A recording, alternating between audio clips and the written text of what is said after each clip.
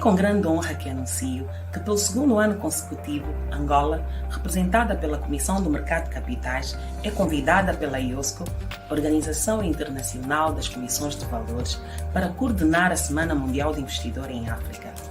A quinta edição será realizada de 4 a 9 de outubro, com eventos virtuais e presenciais sob o tema central Finanças Sustentáveis e a Proteção do Investidor contra Fraudes e Golpes. Durante 6 dias, serão conduzidas palestras, painéis de debate, bootcamp e entrevistas que abordarão temas relacionados ao mercado de capitais. A grande novidade deste ano é a criação de uma feira virtual para a exposição digital das instituições financeiras registradas na CMC. Todos os participantes terão acesso a diversas atividades, jogos e a biblioteca virtual da CMC. O grande objetivo desta campanha é disseminar conteúdos de educação financeira e incentivar a criação de um ambiente favorável a gerar novas oportunidades de negócios, bem como estimular o surgimento e diversificação de investimentos. Toda abordagem teórica e prática irá proporcionar aos participantes conhecimentos sobre as boas práticas de sustentabilidade nas suas decisões de investimento e poupança. Vem conosco e participe desta campanha.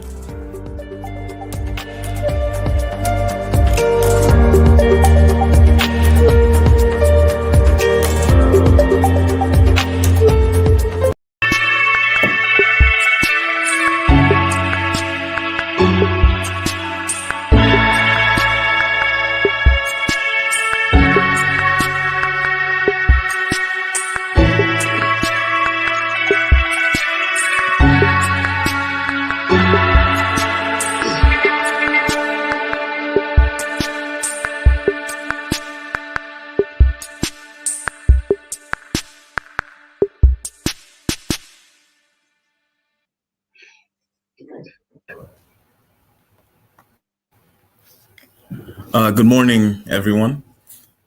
I'm very happy that you are all here. I am António Van-Dúnem from the Capital Markets Commission of Angola. I work at the Department of Communication and Financial Education. I'm very happy to have you all here. And on behalf of the board of the commission, I would like to welcome you all. Ladies first. So Chwayita, please, I would like you to start by introducing yourself as well. Thank you, Antonio, and good morning, everyone. My name is Chwayita Mtebele, and I am from the Financial Sector Conduct Authority in South Africa. That is a regulator responsible for supervising a conduct of a range of financial institutions that are not banks. So we supervise insurers, your collective investment schemes. We also supervise your financial intermediaries that provide financial services providers. With our new mandate, since we became the FSCA, we are also responsible actually now to supervise the conduct of banks. So we were capacitated with a new mandate. Previously, we were called the Financial Services Board. I'm sure other people are familiar with that name.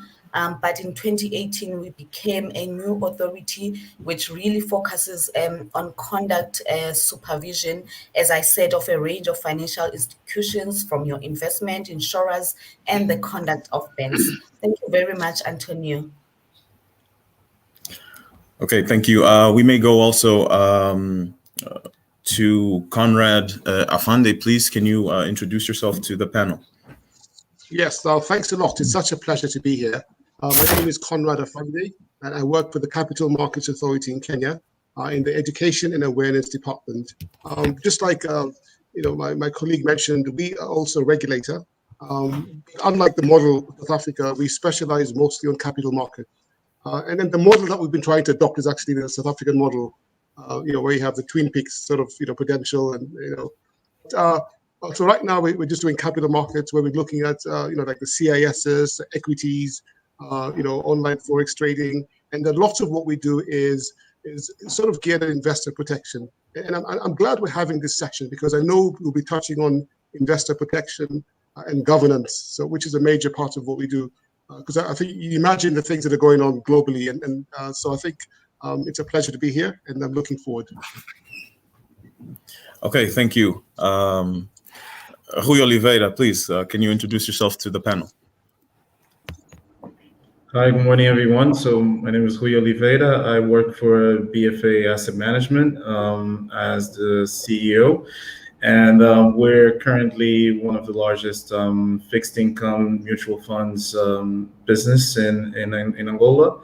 We've launched the business back in 2016. We're now in our seventh fund as an investment fund. So we're quite excited to be here and to be able to share a few of our thoughts on impact investing in the country and in the region. Okay, thank you. Thank you very much. Tunde Kamali, please, can you introduce yourself to the panel? Yeah, good morning, everyone, and thank you very much, Antonio. It's a great pleasure to be here. My name is Tunde Kamali, and while this webinar was being planned, I was the lead of a team that deals with investor education at the SEC Nigeria, the Securities and Exchange Commission. But as of Thursday last week, I was moved from investor education to investor management, but I believe it's still the same community. It's the same building. I just moved from one room to the other, so we are still good to go, working together. And just like Konrad stated, our system here is not like South Africa. We are basically, as a Securities and Exchange Commission, focused on regulating market conduct, and basically for one reason, to protect investors' interest, so that they're not cheated out of their hard-earned investments. Thank you. It's good to be here. Okay, thank you. Tunde, we have something in common. I'm also new to investor education. I come from the research department, so we're on the same boat. So you're welcome. You're welcome to the boat. Okay. António Catana, please, can you introduce yourself to the panel? Thank you, Antonio. It's a pleasure to be here, and good morning for everybody. My name is António Catana. I'm a consultant of Standard Bank Angola for capital markets, and my experience is basically on asset management, proprietary trading on international markets, and also on banking finance. Thank you.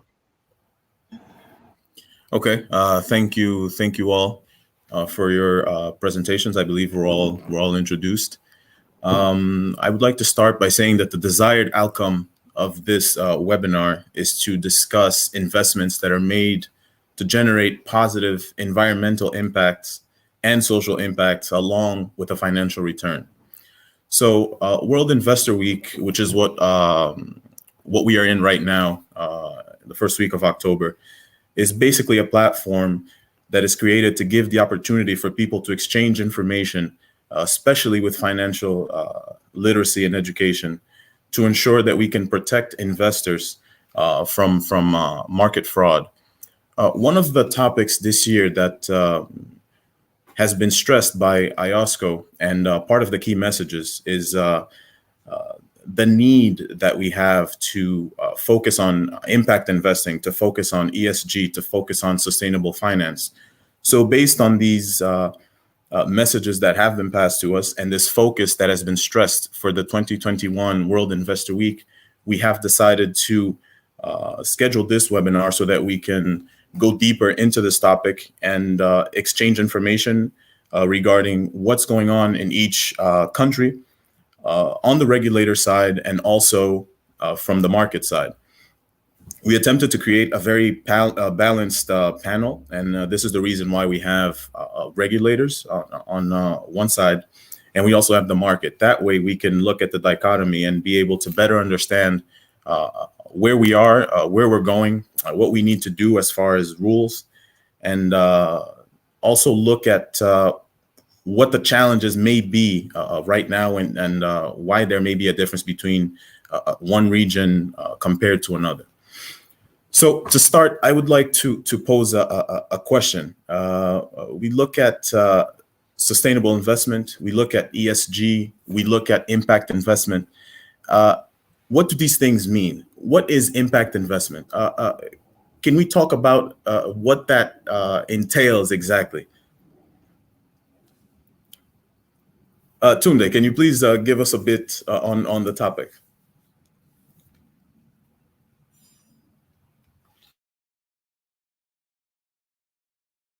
Your audio is not turned on.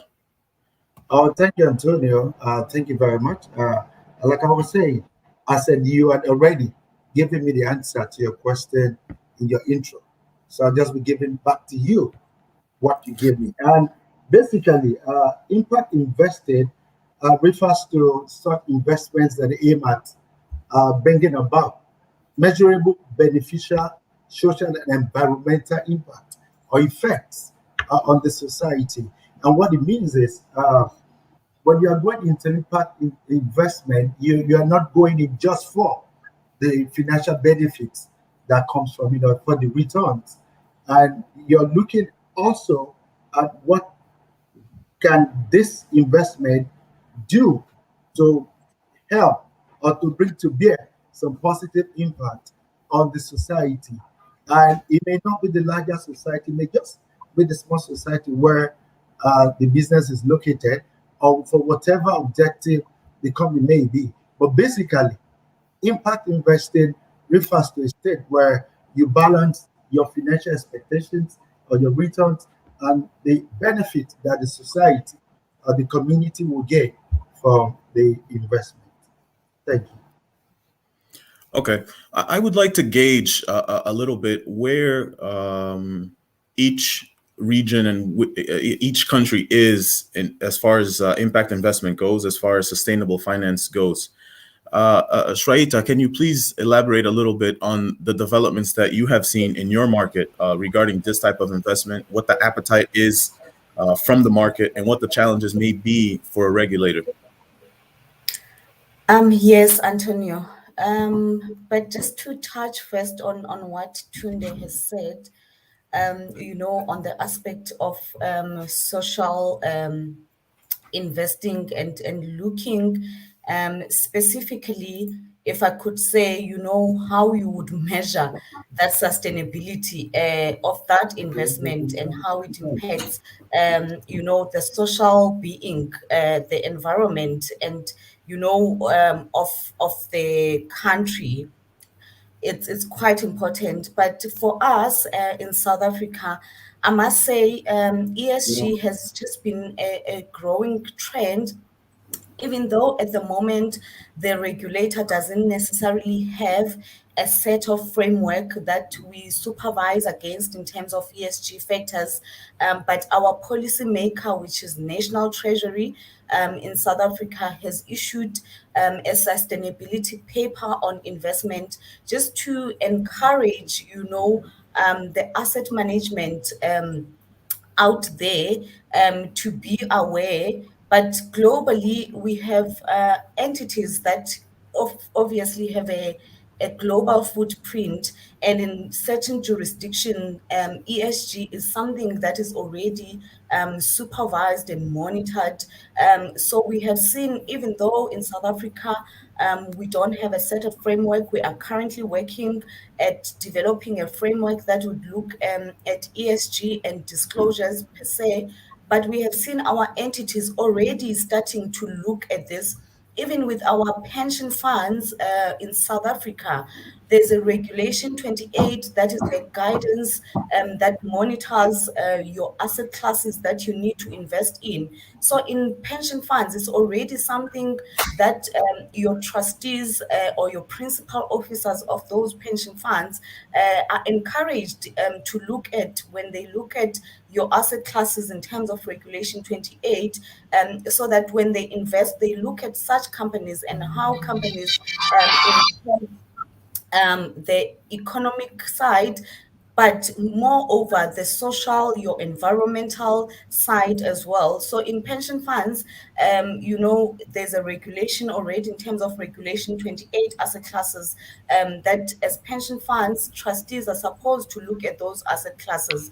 In asset management, as I said, we are looking at a framework already internally at the FSCA. There's a working group that is looking at the paper that National Treasuries published in terms of sustainable finance. And once we have received comments, obviously, National Treasury is our policymaker in South Africa, and we report to National Treasury as the FSCA. We would then have to come up with regulations looking at that. I hope I have covered your questions, Antonio. Thank you. Yes. Thank you very much. That was a great explanation. I do see that there's been some work already being done, papers being worked on, and there's a tendency that I see where regulators are already studying the matter and seeing where they can go forward and perhaps follow the trend that we've been seeing in global markets. Konrad, can you please elaborate on what the state of impact investment and sustainable finance is in your region? Oh, yes, sure, Antonio. Thanks a lot. When we think about impact investing, I look at ESG. To me, ESG is a subset of impact investing because all of them sort of feed onto the impactful. And I'm happy to report in the Kenyan sector, there's quite a bit has been done. It's my pleasure to announce to you that we actually have a green bond that we issued. There's actually one that's listed on one of the exchange that we have here.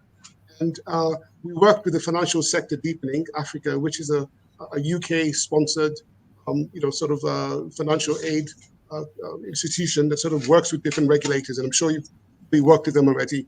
So the Green Bond Program was one of our flagships of impact, sustainable investments. And we're actually sort of marketing to make sure that people understand the importance of green bonds and how it's good for the environment, because we all understand that Africa is a beautiful continent and it's, but beautiful, but then we have planning and the zoning and there's just too much going on. We need to sort of make that sustainable. Another aspect we've done is actually work with different intermediaries and listed companies, focus on governance. Because I think when you look at ESG, I think to me the two biggest things that we focused on at the moment is the environment and then governance. Okay, why environment? Because the things that has to be sustainable. I mean, water. I'm sure you've had issues of water shortages in certain places, issues of power outages, and things like that. So we need to encourage companies in those sectors to actually have some renewable energy in turbines. So that's what we're trying to focus on.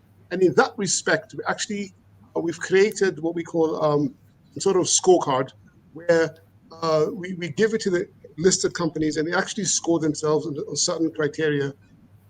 Not really strict on environment and social because it's a cost implication to the intermediaries. And, there's always a big disadvantage when you're implementing ESG. It's also a cost to the, as regulators, it's, we say we're doing the regulations, but implementing is a cost. So something that we're very much aware of. And the other things that we're looking at, we're working with FSDA to introduce, and I think my colleague from South Africa will be happy, gender bond.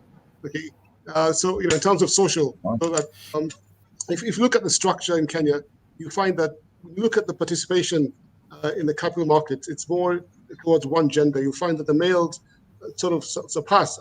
I'll be interested to hear what it's like in other jurisdictions. And then yet, when you look at gender, like the women actually are very savvy in terms of investments, but something is wrong with why it sort of, so a gender bond, implies like not just women, but even youth, but we're calling it a gender bond. Okay. Last but not least, we're trying to work on a blue economy through the Ministry of Foreign Affairs, where we're sort of working on the water issues and how we can have some of these companies that can sort of have impactful, sustainable developments. That's where we are. Thank you. Okay, thank you very much. I'm glad to hear you have a green bond issued. I know that Nigeria was the first country in Africa to issue a green bond. I did not know, however, that Kenya has already gone in that direction as well. That's very positive news.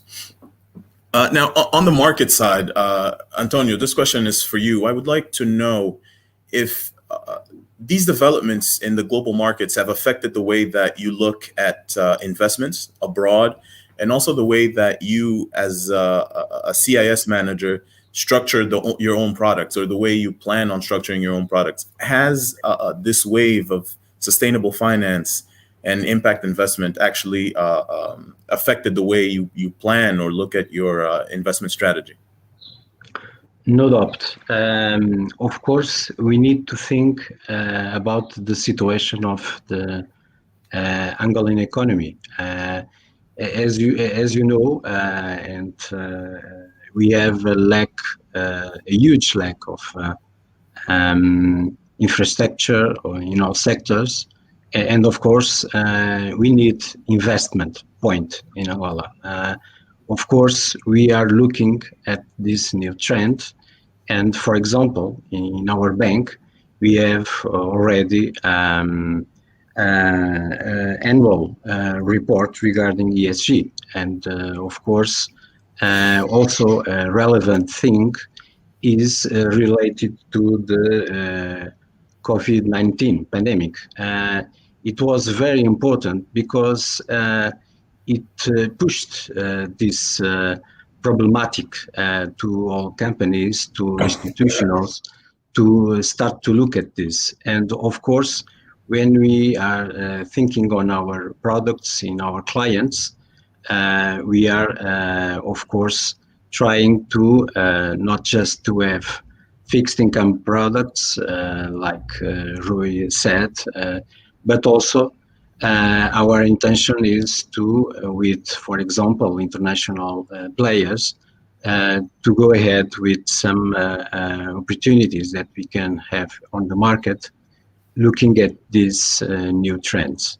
And it is very, very important to start to doing the right business the right way. And this kind of initiative that CMC had, I think, is very, very important, because in Angola we are, as I referred, as we are in a very low base, we are in a very in a preliminary stage. But of course,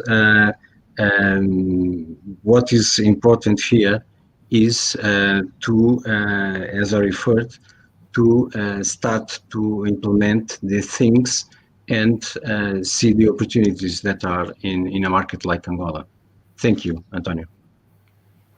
Okay, thank you very much. I'm very happy to hear that you started with ESG reports. I understand that because there's so much funneling of capital towards this type of asset class, it makes you a lot more attractive if you do have some sort of recording of what the standing is of your assets. Rui, I would like to pose the same question or a similar question regarding how the wave of impact investing has affected the way you look at your planning, your financial future, asset management, and perhaps the way you structure your products. What has been the effect of impact investing, sustainable finance, and ESG for Befia Asset Management?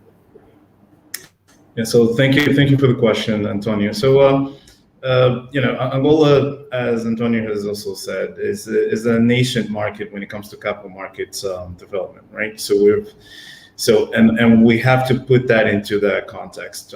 It's a very important context to realize, because when you look at in other markets, more developed markets, you have various different types of products already in place, and they have been in place for more than decades. It's just now that it's becoming more mainstream.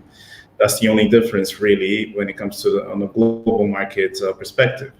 So looking at the Angolan context, I feel that it really is important to look at what would be the opportunities when it comes to social impact, for example, whether you're talking about education or health, And if you're looking at on the environment side of things, I think there's opportunities definitely on the renewables, off-grid energy. I think those are very interesting places to look at. And Angola definitely is precarious on that. And that obviously entails infrastructure investments as well. So, and again, going back to the energy sector, it's quite critical to look at those. As for our own portfolio and where we look at, so as I said, there's these sectors that are important. The energy sectors is quite interesting for us, and there's an appetite there. But it's regarding of whatever opportunities we look at, whether it be in agriculture, energy, or any other sector, transportation, or infrastructure as a whole. We do see that it's important to bring international capital coming in. So, and that's not just looking at Angola as a whole, I think, or the BFA asset management as a whole, but really the market as a whole. I think the entire development of the capital markets depends on that openness to be able to bring private capital. And I've said this many times over, and I think I'm not going to be tired of saying this, but Angola has not been a destination for private capital at all, and this is important. ESG movement, the so-called sustainable finance movement, has become, as I said, mainstream. But in countries such as ours, this effort for social impact has really been on the hands of the government, with the help of donors and other multilateral institutions. So there's a need to move that into the private sector. But the private sector in Angola is still very skeptic in terms of investment horizon. So that's also a critical thing for us to understand. There's a very short-termism horizon there in terms of how our investors look at Angola. So there's a need for us to change that, and that entails a lot of things, and a lot of the things that really depends on changing the mentality of what it means to be a more patient capital.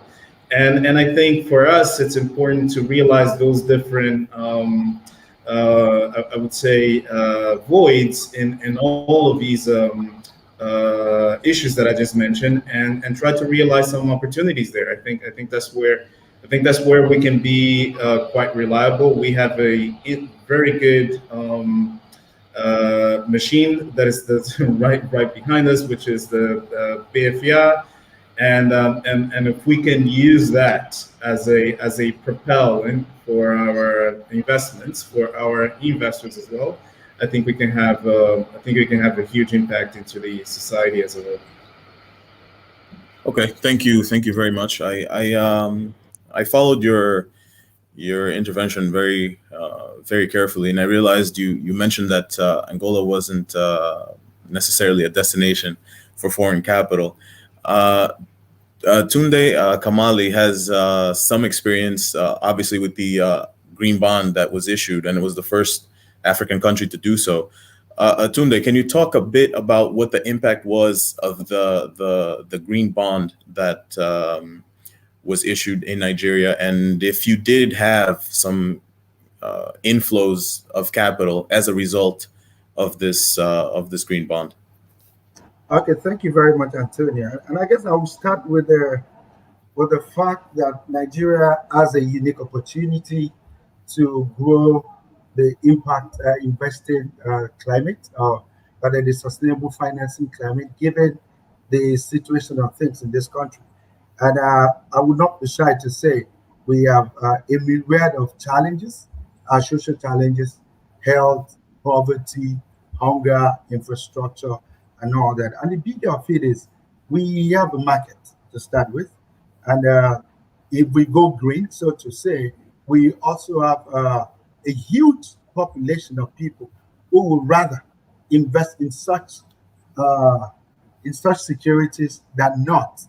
And when in a few years ago, like 2018, we came up with principles, guidelines, the principles of sustainable financing in Nigeria, we didn't expect that it was going to attract so much attention and reactions. And like you stated, Nigeria was the first to issue a sovereign green bond. A state in Nigeria too had done the same, and it also happens to be the first in Africa. And in addition to that, we've had some corporate green bonds too, floated by companies. And what does that tell us? It tells us that there's an appetite both within and outside this country. It also tells us that the fund is there. And beautifully, it also points to the fact that Nigeria is a destination, an investment destination, notwithstanding the vagaries and the challenges we face. Now, coming back to your question, the sovereign green bonds. Yes, at first, the first challenge we had was convincing the government to come the capital market way, because before now, government had always preferred to take foreign loans, maybe because of the ease and all that. But in the capital market, we have a knack, so to say, for transparency and documentation. And government, being government, felt they could not subject themselves to the examination of an agency they created. But with time, government was convinced to give it a shot. And it came out beautifully well. It was oversubscribed. And I will tell you that, yes, the fund was more like 50-50. We had like 54 foreign investors who invested in bonds, while we had 46 local. And now that Nigeria is working on another, we're actually working on another, we expect the local to do more, having seen the beauty of the inaugural one, and realizing the fact that, yes, it pays to support the community, as the society, to grow the environment and also make some return. So it's a matter of the planet, okay, our profits and our values. So I would like to say and conclude that it's been a beautiful experience. And like I told you, after the federal government came, we had the state, we even have a corporate coming to the market. Now, so for Nigeria, the market has kept growing. And we hope that it will not stop there. It will keep growing, because the needs are just too many. They're cooler. And for as long as we're able to invest and the world sees the return of such investments, I'm sure that will continue to be an attraction. Thank you. Okay, Tunde, thank you very much. I wasn't expecting such a high percentage of foreign investors for the green bond. I did not know that the impact was so high. Thank you for your contribution. Moving over to Konrad, I would like to know, based on the experience that Nigeria has just described, do you feel like gearing towards a more sustainable, friendly finance model makes products more appealing to foreign investors? And do you think that has been one of the motivations for some of the regulators to try to align themselves with ESG ratings and impact investing, and also other forms of sustainable finance?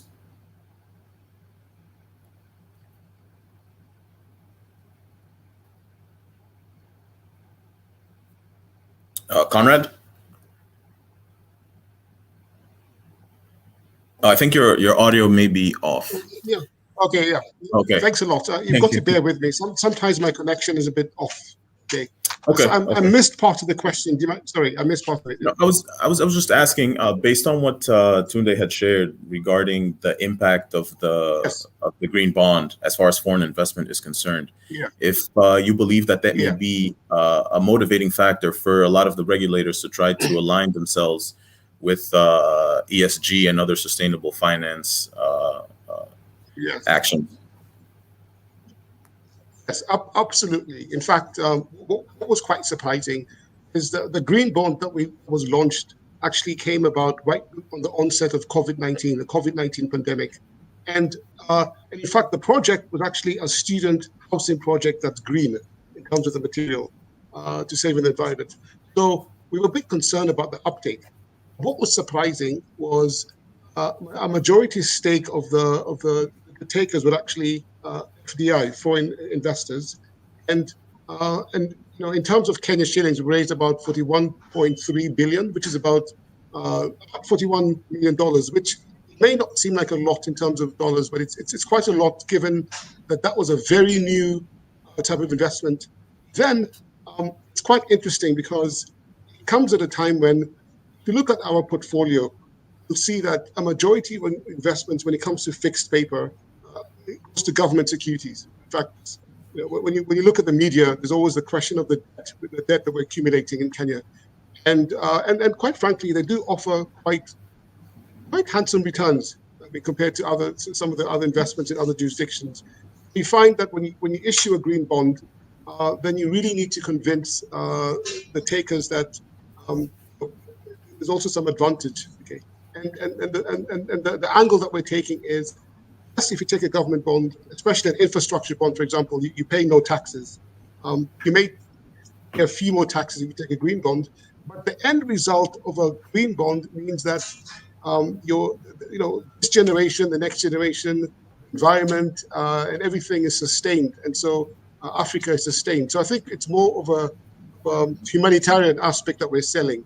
So I think it's still fairly new. And we're monitoring, and we're looking forward to seeing more green products in Kenya. Thank you.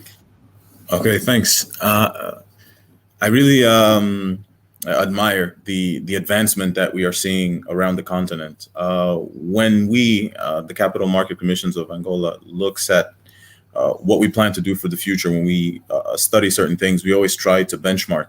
And we look at what has already been happening and what the impact of those actions are in other regions before we enact our own measures. So I think it's a great exchange that we're having now, and I think it helps us to be able to look forward to something and know what the positive impact can be.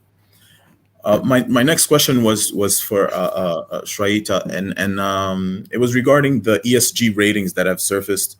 I know that MSCI has an ESG rating. There's Sustainalytics that have ESG ratings, and we've seen a tendency in the market, because it is so attractive, this new movement, sustainable finance and ESG. There have been situations where companies overstate what they are actually doing as far as environmental, social, and governance. I wanted to know if in your jurisdiction you have found any issues regarding the supervision of products that supposedly have one rating, but really they're doing something else. Is there any of that in your jurisdiction? Thanks, Antonio. As I said earlier on, in South Africa, really the supervision of ESG is really not so developed. In terms of the National Treasury, as I said, they issued that paper that would look at sustainability finance in terms of your banks, your insurers, your asset managers, and your capital markets, etc.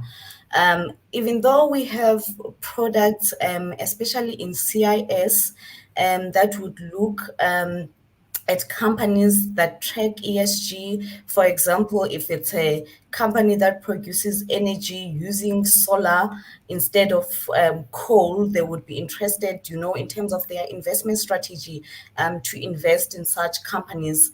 In terms of the E and the S, in terms of ESG, definitely not tracked and supervised enough in our space. And hopefully in the next year, once that sustainability paper is developed into a framework, we will start seeing what is happening. Currently in South Africa, the companies that would necessarily have investments that look at ESG, for example, your CIS, it's more of a disclosure. and how they disclose such to investors. So from my experience, I wouldn't say we have seen companies misstating their information in terms of where they say, they are doing this, and then when we supervise, we find out that they are doing something different. However, if I speak to your governance perspective, because in South Africa, in terms of your corporate governance, it's something that has really been developed. We currently have now the King for Code for companies to look at their governance. There has been instances where institutions were found not to be compliant in terms of corporate governance. But as I said, in terms of your environment and your social, that's something that we really have not been tracking from our side. But looking at the disclosure aspects, it's also at the responsibility of the CIS manager, where they say they have an investment policy that's looking at ESG factors that they disclose as such in their disclosure documents and their marketing documents.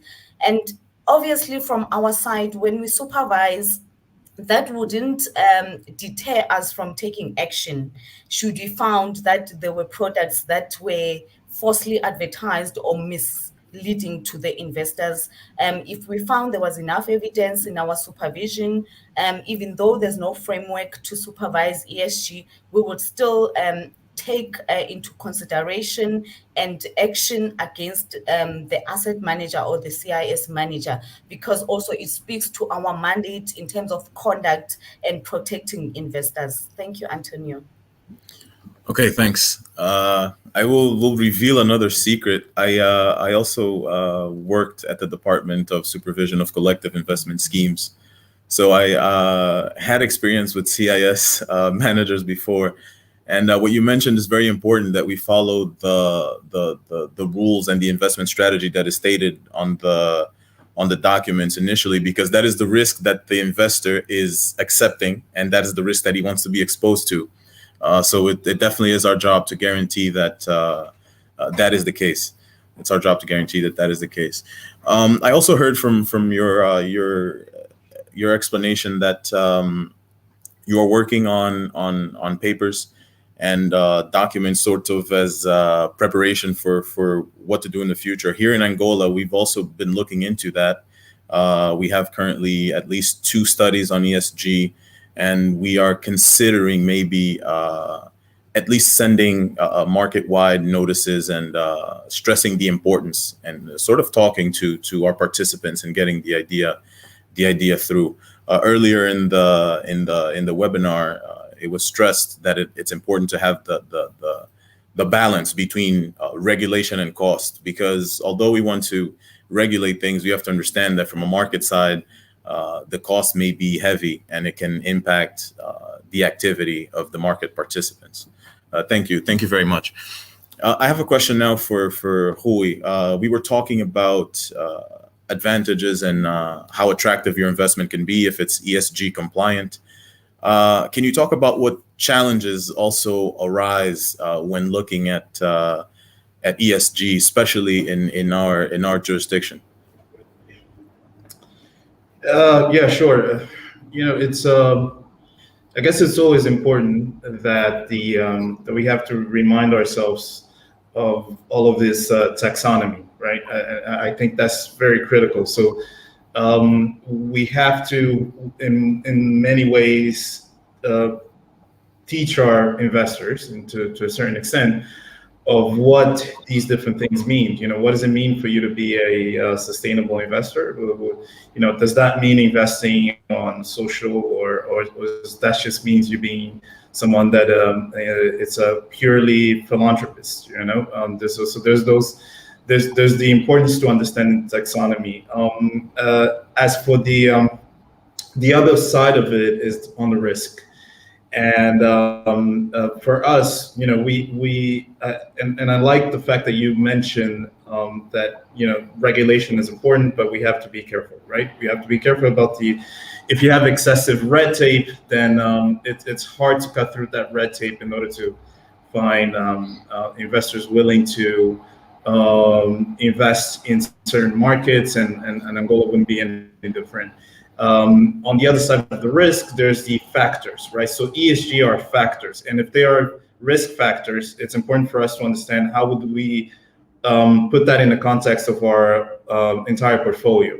So how do you put along the ESG risk premia alongside other type of risk premia, such as momentum, size, or even price? So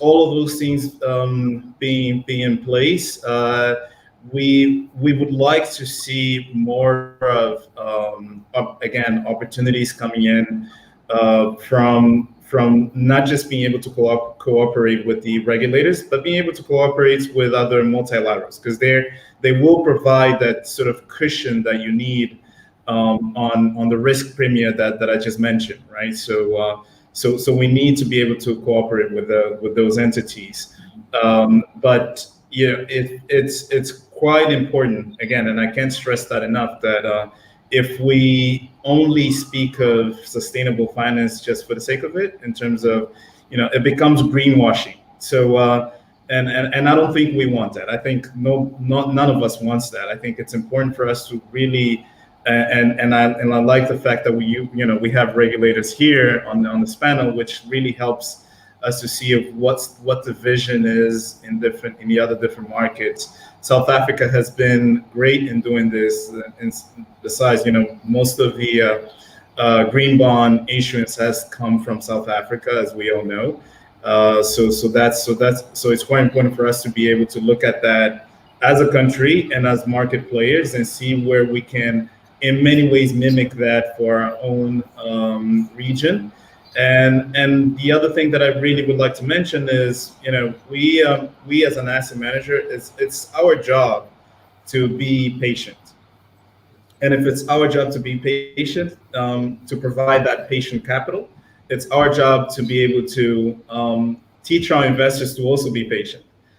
Because a lot of the things that we're mentioning here, sustainable finance really means if I go and I invest in smallholder farmers, I cannot expect returns to be on the next year, right? I have to be patient enough to be able to wait for that for the long overhaul. So 10 years, 20 years down the line, and so that's really critical for us. So I do hope, and just to sort of clarify, I do hope that we get to be able to attract that type of capital for the right reasons, because if it goes wrong and it just sort of messes all up with the entire market. So it's quite important to be able to put all of those factors in, the risk premium factors, the red tape factors, the international capital factors. So put all of those in when we're making these decisions, and taking our investors into this ride. So this for us, this is our job in the next upcoming years. Okay, thank you very much. We at the Capital Markets Commission of Angola have been focused, because our mandate is slightly different from other regulators, because our market is so small and in the beginning stages. We also take on the responsibility of promoting. Usually that is a task that is attributed to the exchange, but in Angola we are still promoting the market. So we will try to work with market participants as best we can, and try to create a stable balance, and not try to just implement regulation to comply with X, Y, or Z, and then strangle the people that are trying to make things happen. So the market makers are definitely our partners.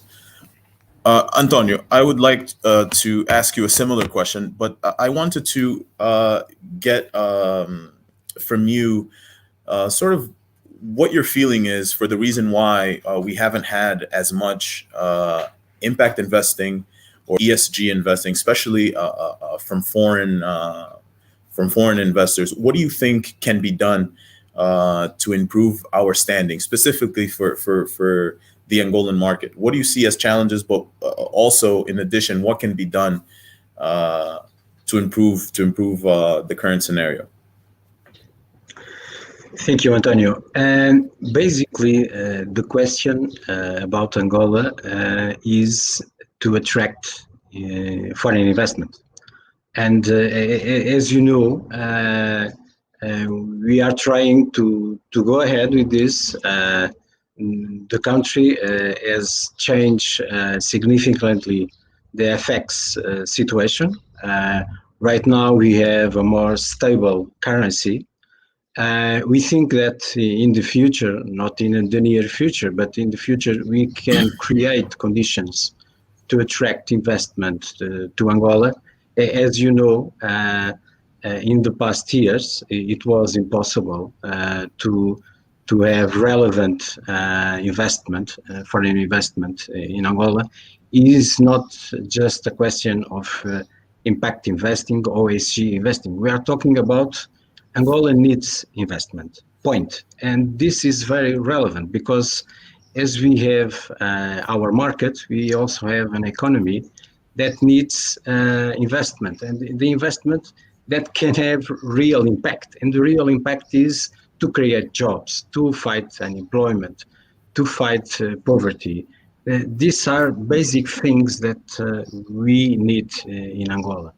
About international institutions, and Rui also knows very well this, they are looking at Angola as an opportunity. As I referred, I think after this currency that the Kwanza that we have right now in a stable level after a big devaluation, and if you have a currency that is in the situation that the Kwanza was in the past, it's impossible to be attractive for a non-resident to invest in a country if your currency is not adjusted. And as you know, we changed the law in order to attract non-residents, and we know, because we are involved with some of these investors, they are looking at the market in a preliminary phase, but they are looking to invest. I think we will have on the next years, for sure, no residents investing in Angolan markets. And with that, and as you know, we have already FDIs looking at the market and working actively in the market. And they currently they have already investments in our market, and looking at this impact investing and ESG investing. But for us, what is right now important for Angola is to create conditions to attract the non-residents to invest in our country. Because is what we need. We need, for sure, all the investment that can create jobs, can create opportunities for the young Angolans. Thank you. Okay, Antonio, thank you very much for your explanation. I was listening carefully, and I agree with you. I think there is a very positive outlook, and there will probably be a foreign investment in Angola in the coming years, and we will be happy to work with you. And any challenges that you may have, you can contact us, and we will help in the best way possible. One of the things that I was thinking about regarding impact investment was the variety of ways in which investors choose to channel their money. Many investors that want to create an impact look at various sectors. Some people look at healthcare, other people look at education. Obviously, there's a focus on energy, especially clean energy. There's a look into agriculture. There's looking into social issues. I wanted to get an idea, Konrad, in your jurisdiction, what do you feel is the most sought after sector? Which sectors do you think investors are looking more towards when they're looking at impact investment? Because I feel like in recent years, there has been a shift where people have been going from philanthropy to impact investment. So they're not just giving money away. They want to invest in a cause and also get a return. They want both things. But what sectors do you think are most targeted or most desired by these investors?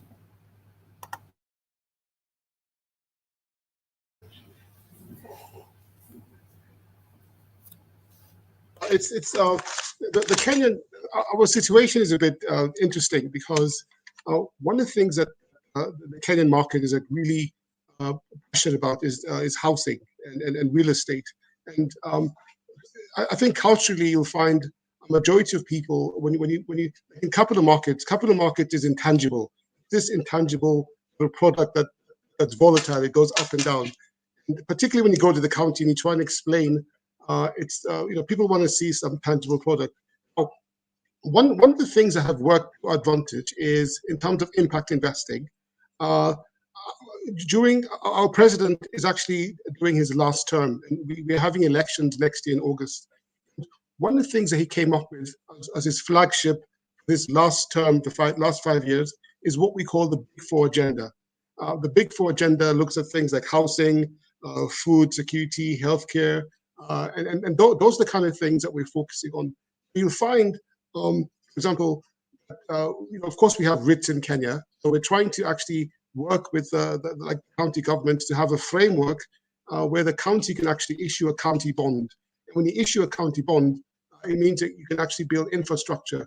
One of the things that we struggle with in Kenya is there's really, when you talk about healthcare, if you look at healthcare, you'll find we don't have as many good hospitals as you want, and not everyone is fortunate to fly out of the country and get specialized treatment.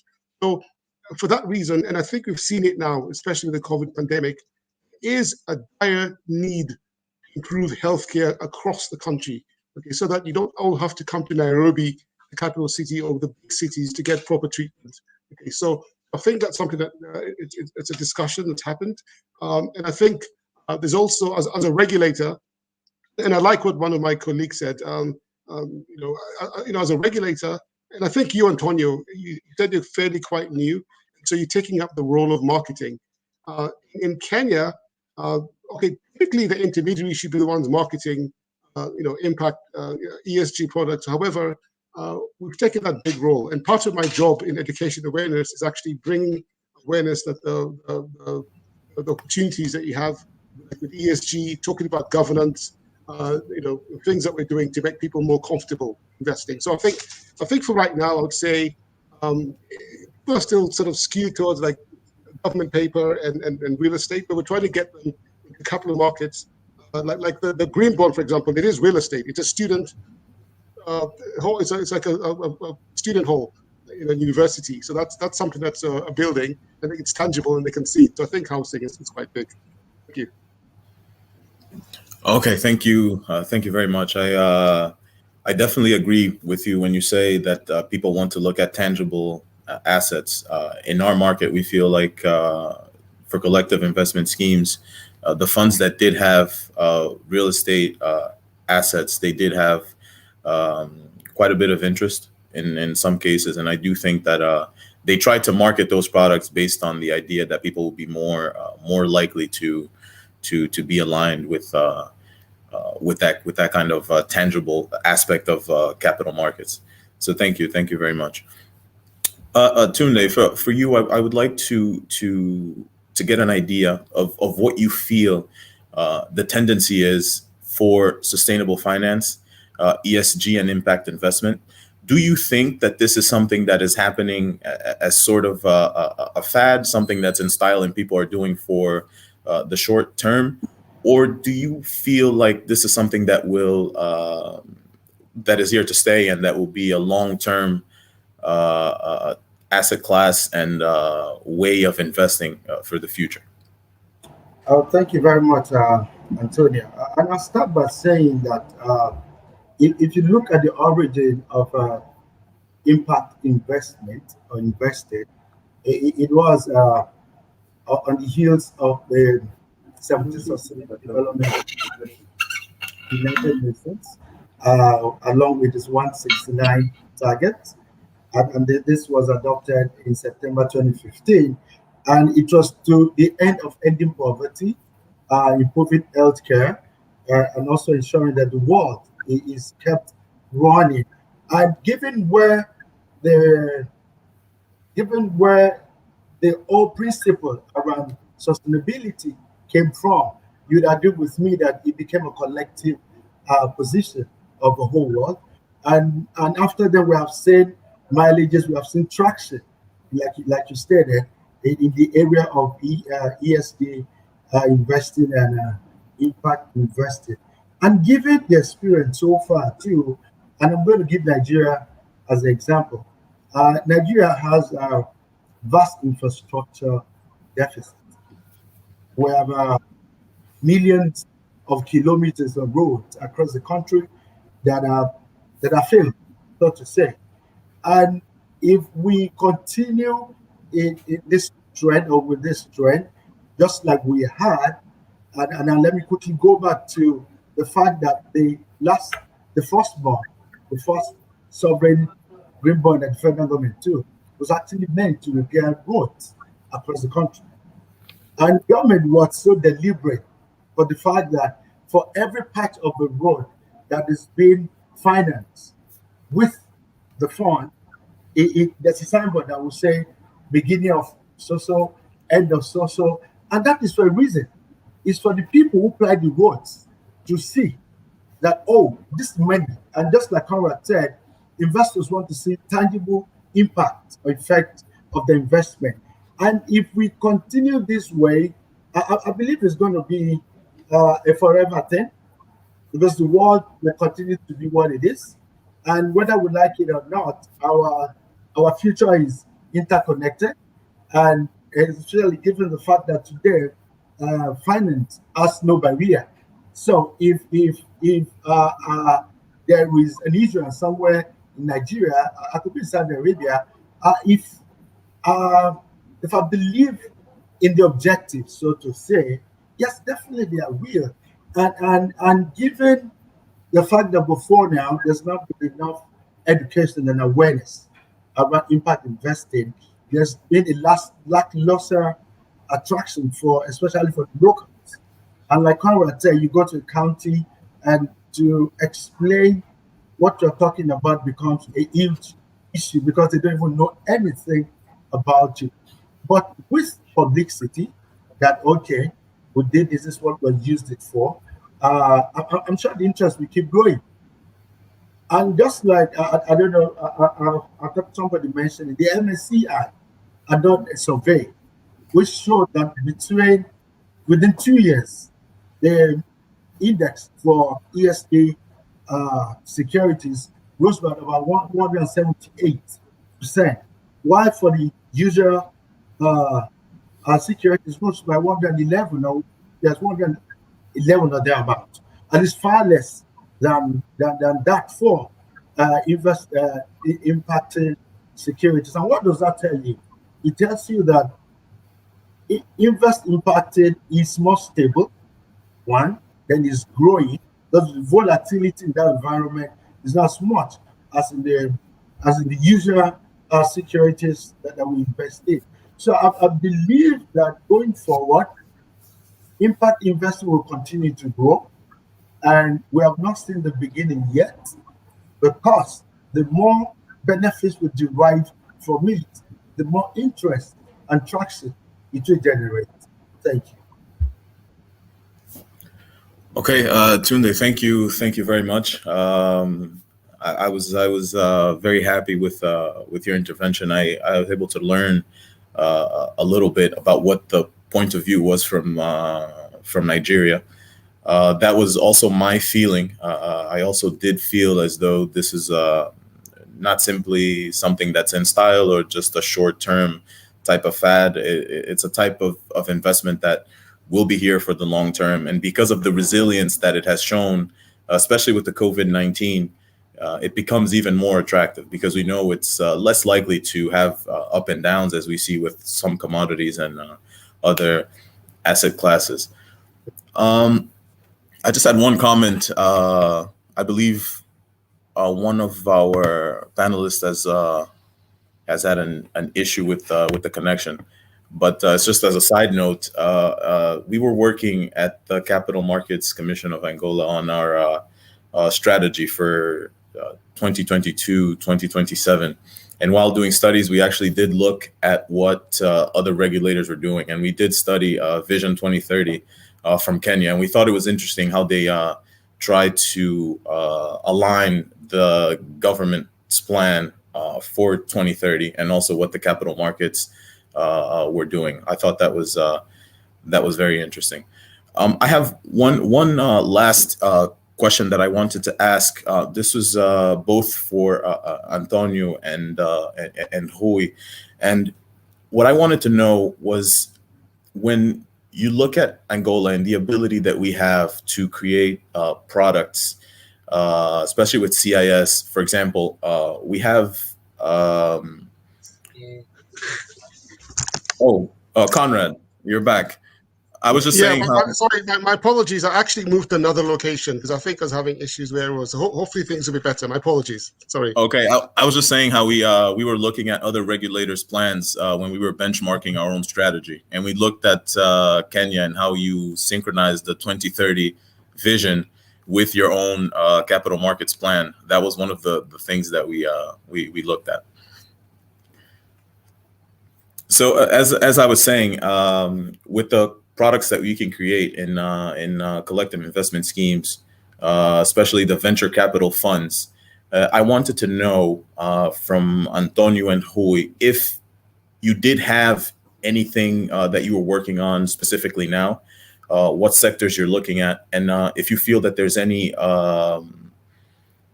way that the regulator in this case could make the process easier, or if it's simply an issue with the market being able to accept this type of product and this type of risk.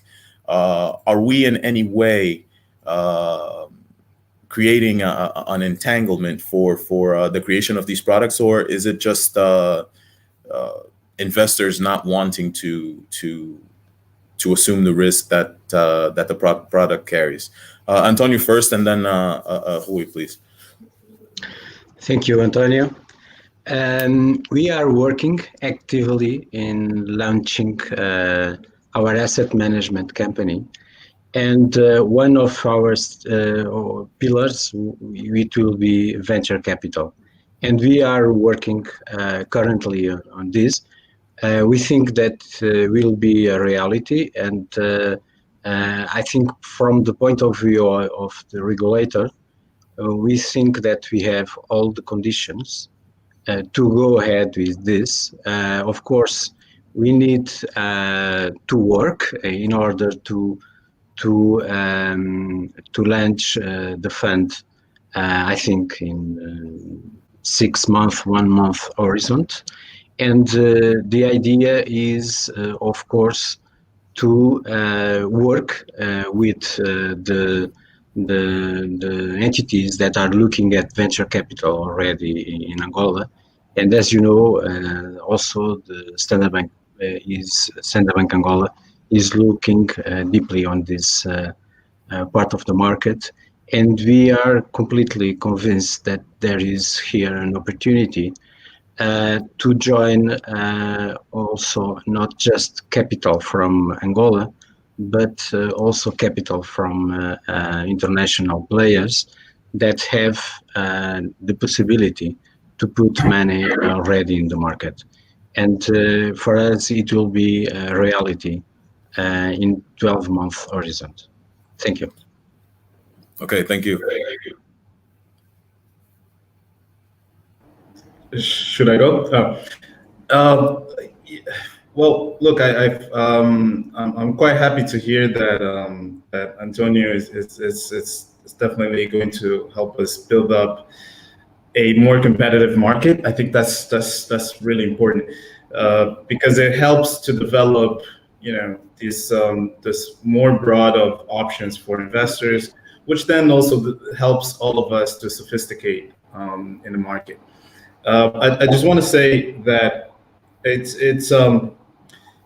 in the context that we are today, and I think it's always very important to put us into the context. So we are producing, as a country, we are producing inflation much as like any other places in the world due to pandemic and all other situations, including debt levels.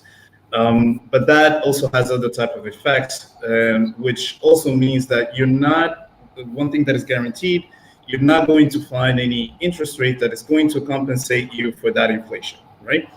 And in that situation means whether it be interest rates in terms of bond rates or cash rates, you're not going to get that. So if you're not going to get that, you need to find other alternatives. And the alternatives might be venture capital, it might be sustainable finance investments, whether it be on infrastructure or energy. And in that case, we do understand that dynamics. And by understanding that dynamics, we are critically thinking about it and working currently already on what will be our strategic position in the next 3 years. Because again, inflation is not going anywhere. You know, we're all across the world, we're spending more than we're earning. So that is a factor that we put in our strategy, and we want to take that moving forward. But always thinking about what will be the impact on the other side, and that's not really being sophisticated in terms of what it means on ESG factors, but really thinking if we're going to invest in startups, for example, we want to make sure that we're investing in companies that are truly going to produce jobs, that are truly going to tackle certain issues that do not enable the economy to continue to thrive. So whether it be that's financial on financial technology products, whether that be on companies that are willing to go into agriculture, so even in the space of agri-tech, for example, or even in the space of agribusiness. So we are looking into this, and we are very optimistic that there are going to be solutions that, you know, we've been in the past 3 years or so carefully being able to be, you know, mentoring a few of the startups. We've done that, and we've been doing that, and that is part of our strategy to be able to already being a partner, a silent partner, if you may, of all these entrepreneurs, young entrepreneurs that are out there trying to really revolutionize and trying to do good for the country. And I think that's where the opportunity really resides, is where we can allocate part of the capital that we've been blessed enough to be doing in the past couple of years in the fixed income space, and we want to be able to deploy that today into solutions, business solutions, entrepreneurship solutions that will tackle the things that I just mentioned on poverty, building up jobs, and really disrupt, because that's really important, disrupt certain status quos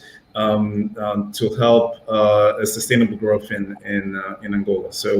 So this is where we look at, and by the way, we're thankful that CMC is not. We don't have to cut through the red tape, so that's really important. So please, no more regulation.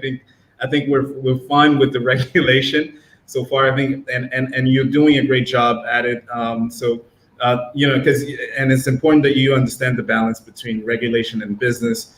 You have to allow Antonio and us to do business, and that obviously in a conscious and good ways, but you have to allow us to do it. And more regulation sometimes it's just it doesn't allow us to do it. So I believe I can speak for Antonio as well. We're quite happy that you're doing a good job and you understand that balance. So please, red tape, it's definitely off the table. We're good where we are on the regulation. Okay, thanks. We'll keep that in mind. Okay, I would like to take this opportunity to thank all of you for being present. I'm happy that you're able to participate in this event that was hosted by the Capital Markets Commission of Angola. I'm honored to be a part of this panel with such experienced guests and such knowledgeable people. I was able to learn quite a lot, and I'm sure our audience did as well. World Investor Week offers us this opportunity on an international level to share experiences, see where we can improve, where we can go forward, and get better. We looked at impact investing. We looked at other terms used for impact investing, like sustainable finance, ESG, socially responsible investing. We looked at challenges. We looked at where every country was as far as regulation, what we are thinking as far as the future of this type of investment strategy and asset class. So I would like to thank you and see if you could please hang on for 5 more minutes. We're going to look at some questions from our YouTube followers to see if we can just clarify certain issues that were posed. But thank you all for being present. Give me 1 second. We have one follower that asks, what are the preconditions for emerging countries to attract this type of investment? So we're talking about sustainable finance. I think this may be, I'm not sure if this is a regulator question or a market question, maybe both. I don't know if anyone would like to volunteer to take this question. Pre-existing conditions to attract investment. I can actually take a stab. And I assume they're asking about the preconditions for emerging countries to actually attract, impact investor type investments that are sustainable. And my response to that is, oftentimes, like for example, when you look at green bonds, a couple of things that have to happen before you launch a green bond. Number one, you have to have the technical expertise for people to actually know what a green bond is. And I like what my colleague said, greenwashing. Greenwashing is where you pass on a product as green, yet it's not actually green. So that's one, you have to have that sort of skill set. And number two, you have to have the regulations in place. And like we were lucky to work with financial sector people in Africa, sort of work with experts who've been in the field and they know how to structure the product. And another thing that's important is you have to also have the evaluators, because when you do something like a green bond, you have to have somebody to actually ascertain, yes, this is indeed a green bond, and that person has to be certified. So in terms of conditions, yes, there are some preconditions in terms of the policy, the framework, and the skill set. Thank you. May I also add a few comments? And mine is to the fact that for any country to be attractive, there must be government support to start with. Because if there's no government support, if like the SEC or the CMC is doing nothing to develop that area of investing, I don't think it will grow. But then there's a pitfall, because in lots of countries, yeah, you can bring in your money, but to take away your money becomes a problem. The foreign exchange controls in some countries are accelerated, and that's also a point of attraction.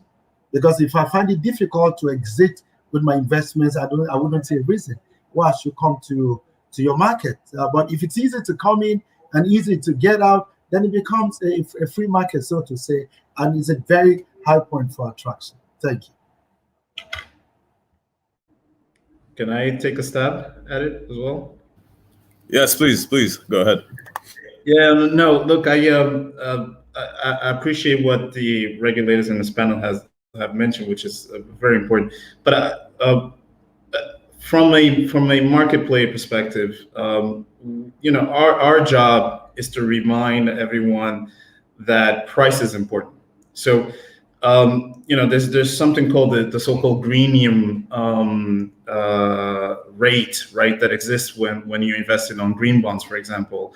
You can't, and the reason why I'm speaking of this is because I've spoken to a couple of investors and they've all mentioned, if I issue a green bond, for example, and the price cannot be higher than a regular bond.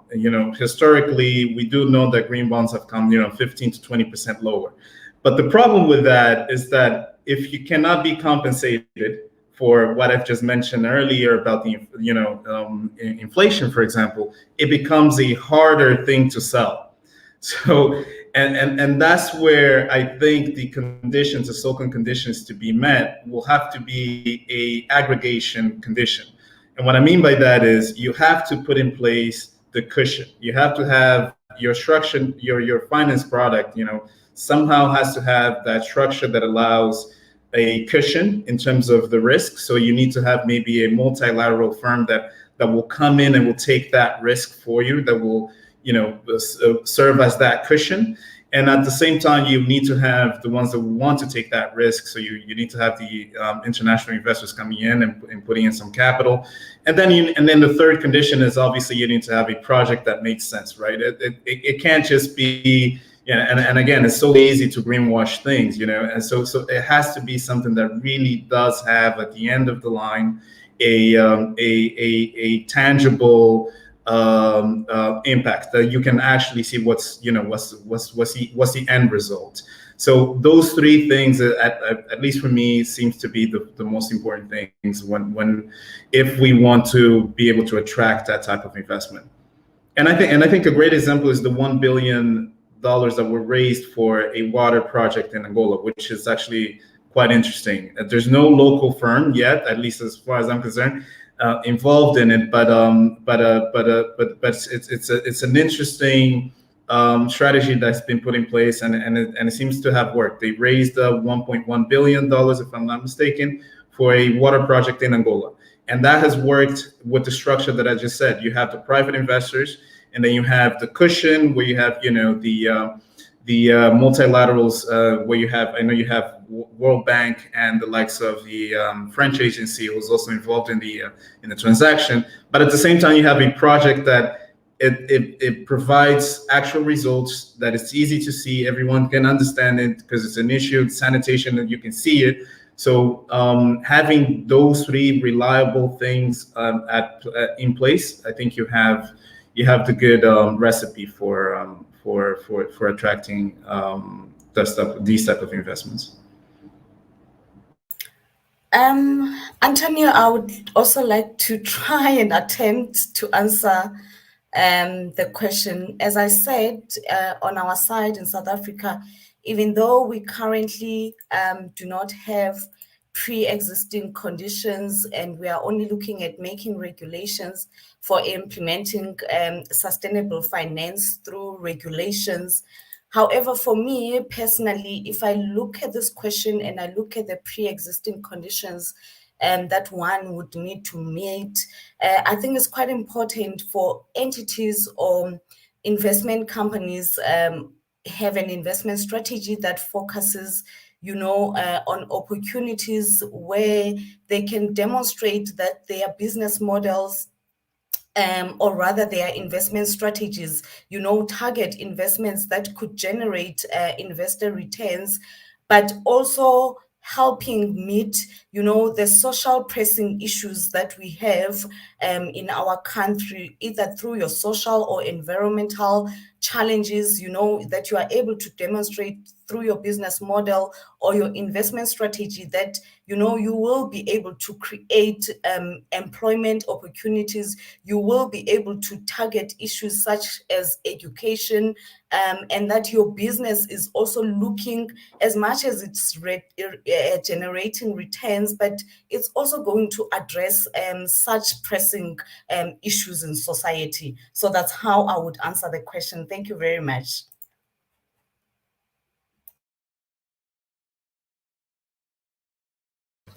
Okay, thank you all for your answers.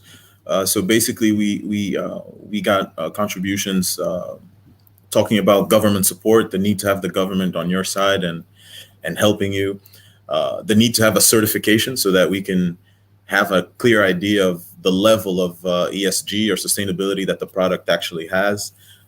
We spoke about the ability to withdraw money. Investors want to invest, but they also need to get out when they desire, and not having this situation sorted will make the investors hesitant.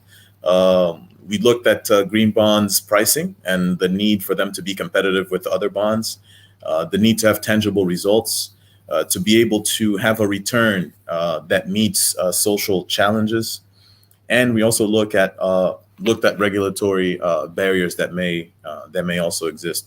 Thank you very much for your answers.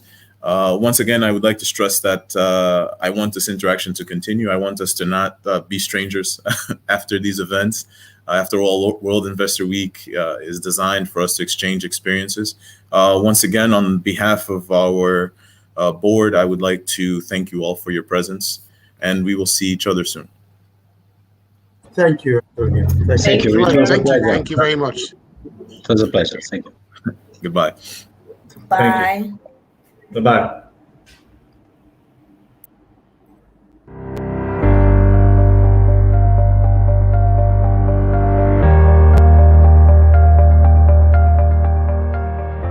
É com grande honra que anuncio que, pelo segundo ano consecutivo, Angola, representada pela Comissão do Mercado de Capitais, é convidada pela IOSCO, Organização Internacional das Comissões de Valores, para coordenar a Semana Mundial do Investidor em África.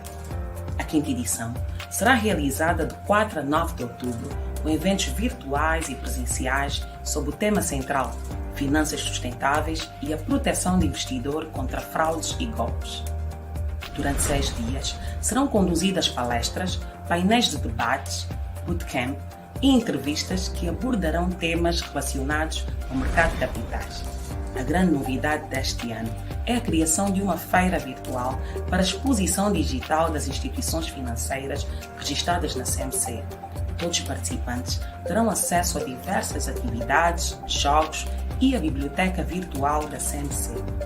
O grande objetivo desta campanha é disseminar conteúdos de educação financeira e incentivar a criação de um ambiente favorável a gerar novas oportunidades de negócios, bem como estimular o surgimento e diversificação de investimentos. Toda abordagem teórica e prática irá proporcionar aos participantes conhecimentos sobre as boas práticas de sustentabilidade nas suas decisões de investimento e poupança. Vem conosco e participe desta campanha.